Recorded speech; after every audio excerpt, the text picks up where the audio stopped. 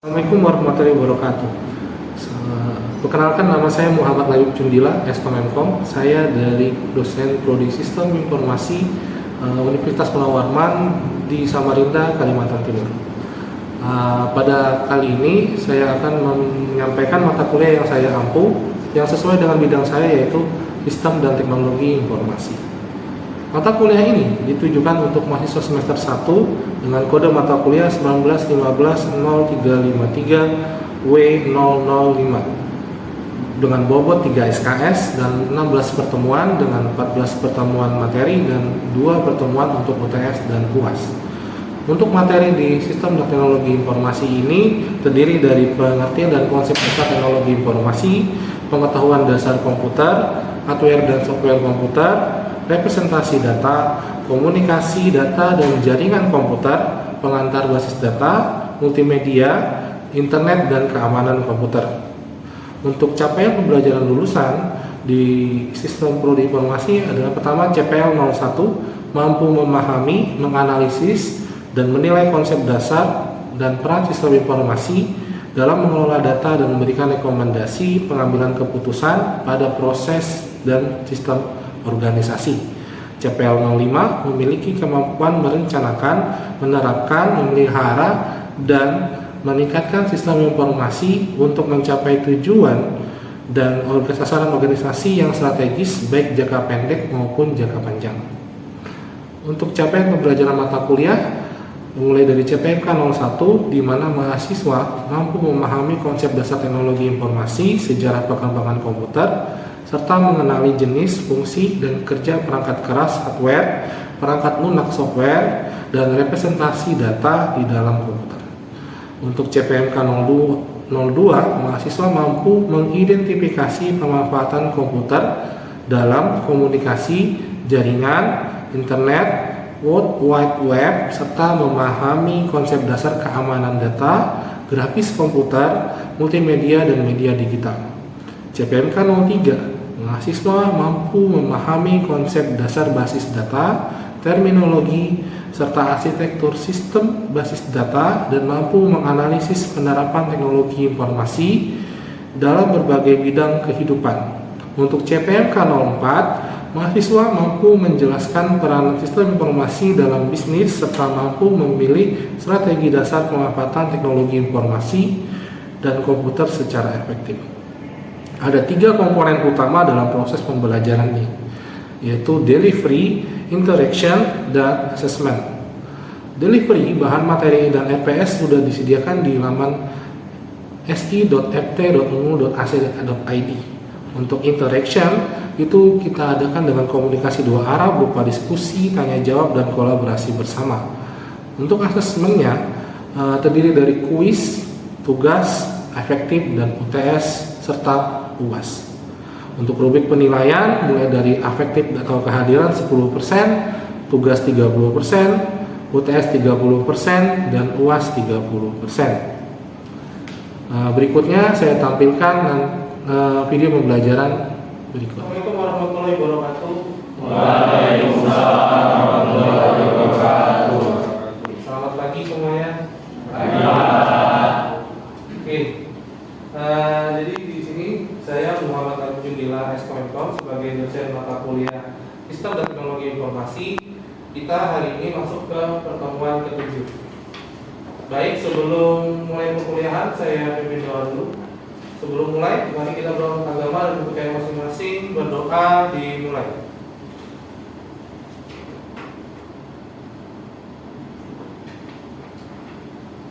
Berdoa selesai.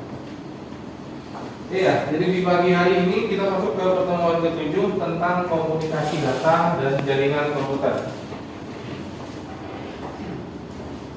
Lanjut, komunikasi data. Oke, kalau komunikasi berarti butuh berapa orang kira-kira? 1, 2, minimal 2. Tapi kalau 3 orang bisa? Berarti 2 atau data itu adalah sekumpulan angka. Komunikasi data berarti komunikasi dalam bentuk data. Iya. Jadi di sini komunikasi data adalah proses pengiriman dan penerimaan data dari satu atau dua lebih perangkat yang dimana terhubung dengan melalui sebuah jaringan. Bisa di jaringan lokal atau LAN, juga bisa jaringan yang lebih luas seperti internet. Contoh yang paling sering kalian lakukan adalah mengirim pesan chat WhatsApp ya. Chatnya bentuknya kalimat ya. Kalimat itu data nanti dikirim ke server, terus diserahkan ke nomor yang kalian pilih. Ada centang 2, centang 5, centang 1 maksudnya apa? Centang 1 itu tidak terkoneksi. Datanya tidak terkirim. Centang 2 terkirim. Centang biru ada. Berarti kalau centang biru datanya sudah terbaca. Oke, kalau kamu kirim centangnya masih 1, berarti datanya belum sampai ya. Jadi untuk komunikasi data ini bisa memungkinkan perangkat-perangkat tertentu untuk saling berkomunikasi dan terhubung. Tujuan komunikasi data, ya kira-kira kalian cek itu ngapain? Menyampaikan informasi benar ya. Contohnya, ya hari ini masuk perkuliahan sistem dan teknologi informasi. Apalagi? Ada yang tahu? Oke, kita kasih tahu. Menggunakan informasi dengan efisien dan akurat. Mengirim file bisa? Bisa. Ya, bisa. Terus menyimpan dan data. Iya, apa yang bisa disimpan? Foto, video, ya. Dokumen, ya. Hidup pulsa bisa. Lanjut. Kolaborasi dan koordinasi jelas ya. Apalagi yang ikut organisasi pasti sering koordinasi, rapat dan lain sebagainya. Proses bisnis, analisis data untuk mengambil keputusan, menjaga keamanan dan privasi data yang dikirim ya. Antara kamu dan dia kirim data saling. Apakah antara kamu dan dia kirim data orang lain bisa lihat? Tidak bisa. Kan makanya dijaga keamanan dan privasi. Lanjut, integrasi sistem untuk pertukaran informasi yang luas. Komponen komunikasi. Dalam komunikasi data itu punya beberapa komponen. Yang pertama, yang kirim, benar. Habis yang kirim pasti ada yang kalau nggak diterima ya jangan nangis. Oke, benar ya. Pengirim menerima pasti datanya. Kalian masa kirim nggak ada apa-apa kan? Mungkin pasti ada isinya. Kemudian ada media pengiriman. Iya, kalian menggunakan apa mengirim? Pakai email, pakai WA, serta protokol ini ibaratnya aturan-aturan yang fungsi sebagai penyelara sebelumnya. Berikutnya adalah tentang jaringan komputer. Jadi di sini ada namanya dasar-dasar jaringan komputer. Nanti kita belajar apa itu jaringan komputer, tentang sejarah jaringan komputer dan klasifikasi jaringan. Lanjut, pengertian jaringan komputer. Jadi intinya adalah sebuah sistem yang terdiri atas beberapa atau banyak komputer yang bekerja bersama-sama untuk mencapai suatu tujuan. Kalau di lab itu masuk jaringan komputer nggak? Masuk. Oke, di contohnya di lab ya. Di mana lagi? Warnet, boleh tempat yang lain juga. Jadi semua terhubung bersama-sama untuk mencapai sebuah tujuan. Tujuan jaringan komputer ada 3. Pertama, membagi sumber daya. Contohnya dari banyaknya komputer, berikannya cuma 1. Atau CPU bisa berbagi memori serta berbagi disk. Ada juga untuk komunikasi, untuk sistem messaging, chatting dan lain-lain, serta juga untuk akses informasi. Jadi jaringan saling terhubung mempunyai 3 contoh tujuan. Oke, kita lanjut. Manfaatnya. Jadi untuk sebuah perusahaan sama individu itu berbeda. Untuk perusahaan, untuk resource sharing, tadi berbagi sumber daya, Reliabilitas tinggi, sebuah alternatif persediaan untuk backup-nya. Iya, jadi untuk sebuah perusahaan dia perlu namanya backup data juga. Kemudian skalabilitas, kemampuan meningkatkan sistem kerja secara berangsur-angsur. Jadi pelan-pelan ditambah jumlah komputer yang paling baru. Selanjutnya individu, akses ke informasi yang berada di tempat yang jauh. Iya, kalian bisa video call teman kalian di luar negeri mungkin. Atau mak kalian lagi umroh kan, halo mak, telepon ya, video call gitu ya. Dan komunikasi ke orang-orang, itu seperti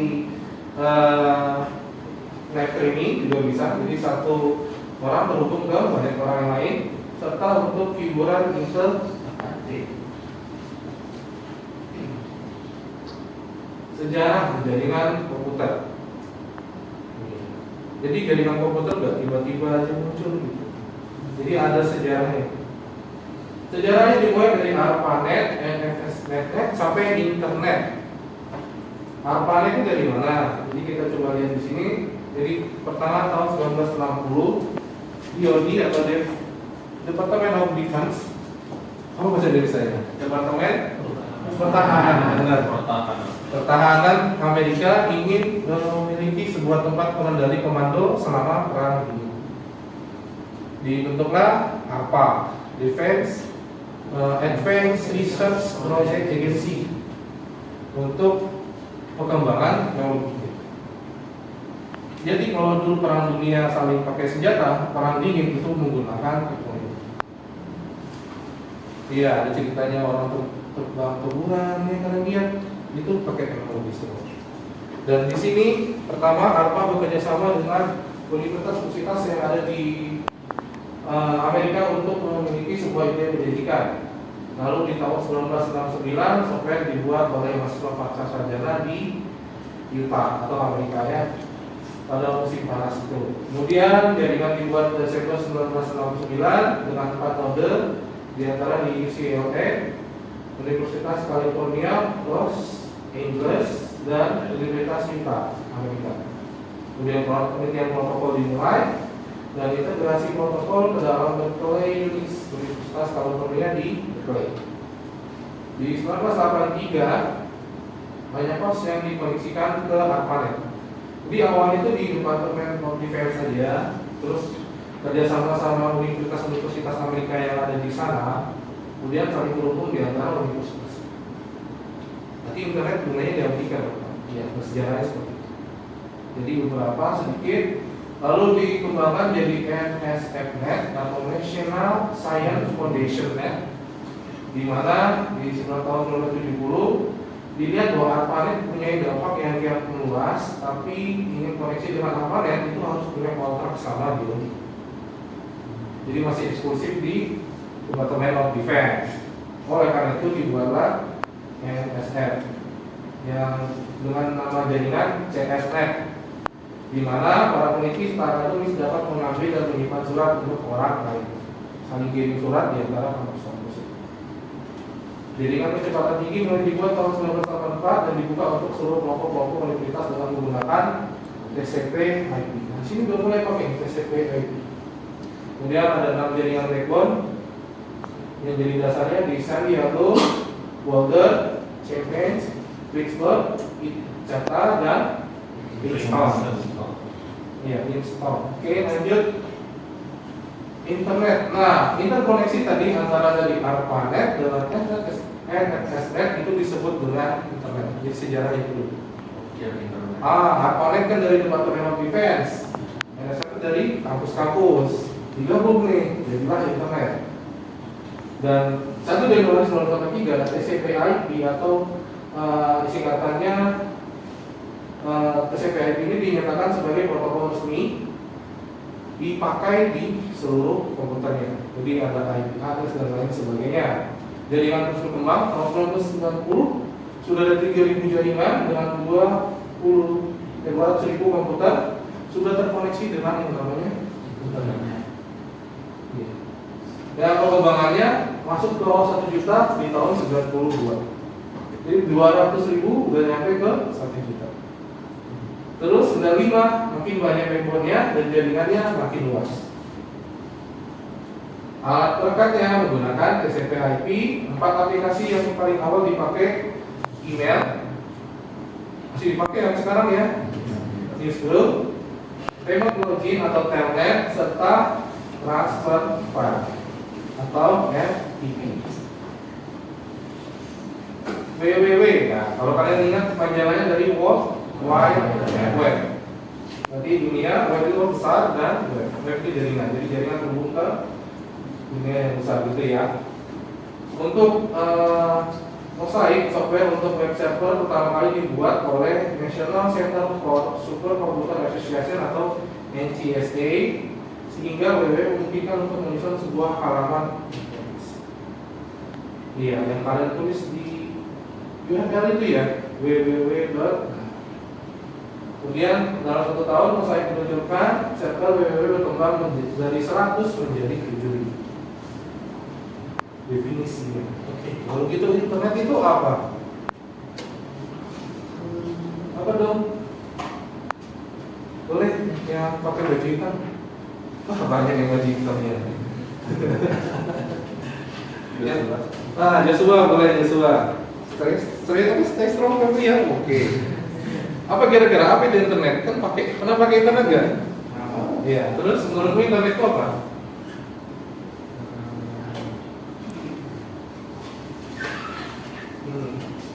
Kata kuncinya jaringan. Jaringan apa? Yang kalian pakai? Komputer yang saling terhubung. Dasarnya itu. Tapi kalau kita lihat definisinya di sini. Jaringan komputer global. Udah dibahas tadi kan jaringan terhubung. Kemudian apa tadi, transfer data, segala macam, itulah internet. Ingat menggunakan protokol tadi, ada aturannya. Kemudian berbagi informasi secara bersama. Nah, ini yang kadang orang awam nanya, gimana sih internet itu bekerja? Ajaib banget ya, kita kirim pesan langsung nyampe gitu. Oke, jaringan bekerja dengan cara saling berhubungan. Yang pertama, terkoneksi. Kemudian menggunakan internet protokol dan transmission control protocol atau UDP, User Datagram Protocol, sehingga setiap penggunanya pada setiap jaringan dapat mengakses semua layanan yang disediakan. TCP/IP itu kayak nomor ID kalian, nomor handphone. Jelas ya, jadi semua orang punya IP address-nya dan itu berbeda. www itu adalah sebuah koneksi terhubungan dengan dokumen-dokumen intermedia yang disimpan dalam internet, seperti menggunakan akses protokol HTTP. Lanjut, berdasarkan kriteria, jaringan komputer dapat dibedakan menjadi, ada yang tahu? Banyak. Berdasarkan kriteria, ada yang bukan biografis ya? Boleh coba. Bukan, itu biografis mas, kurang tepat. Kriteria ya. Oke, nyerah ya. Ini ada 4 kriteria yang kita sebut dulu. Ada berdasarkan distribusi, jangkauan geografis ini tadi disebut ya. Kemudian peranan dan hubungan, serta media transmisi. Distribusinya, ada yang 1 titik, ada yang banyak titik. Terpusat. Iya. Jadi ada servernya di pusat. Jadi semua terhubung ke 1 titik yang sama. Dan distribusi, berarti titiknya menyebar.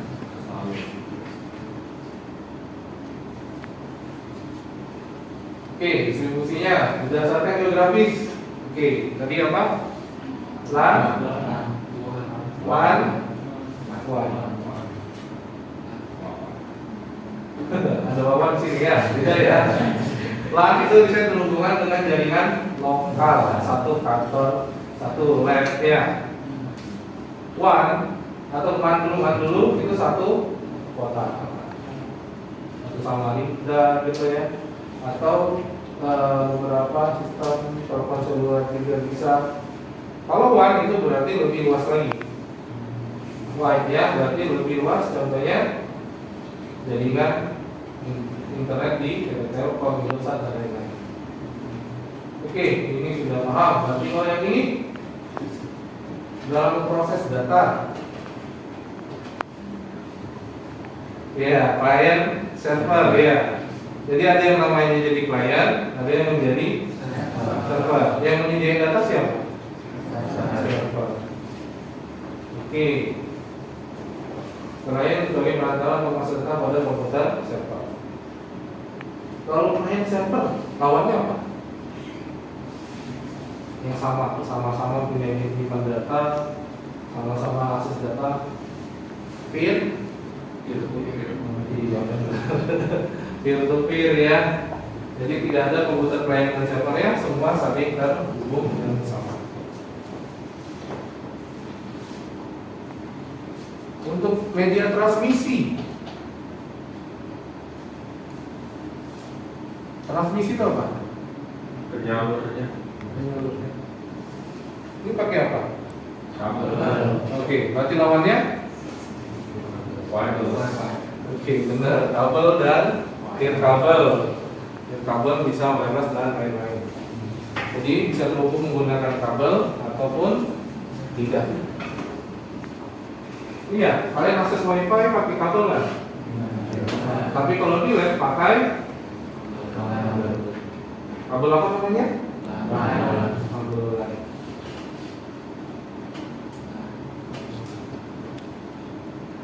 Oke, kira-kira untuk materi hari ini ada yang ingin ditanyakan?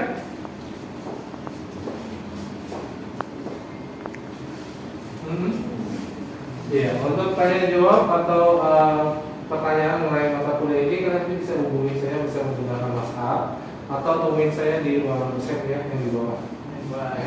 Baik Pak. Oke, untuk kemudian nanti saya buka presensinya, tolong jangan lupa diisi setelah ini. Kemudian untuk kurang lebihnya saya mohon maaf. Assalamualaikum warahmatullahi wabarakatuh. Waalaikumsalam warahmatullahi wabarakatuh. Video ini digunakan sebagai salah satu syarat penyusunan dokumen pernyataan diri dosen dalam unjuk kerja Tridharma Perguruan Tinggi PDD UKT PT untuk sertifikasi dosen gelombang pertama tahun 2025. Terima kasih.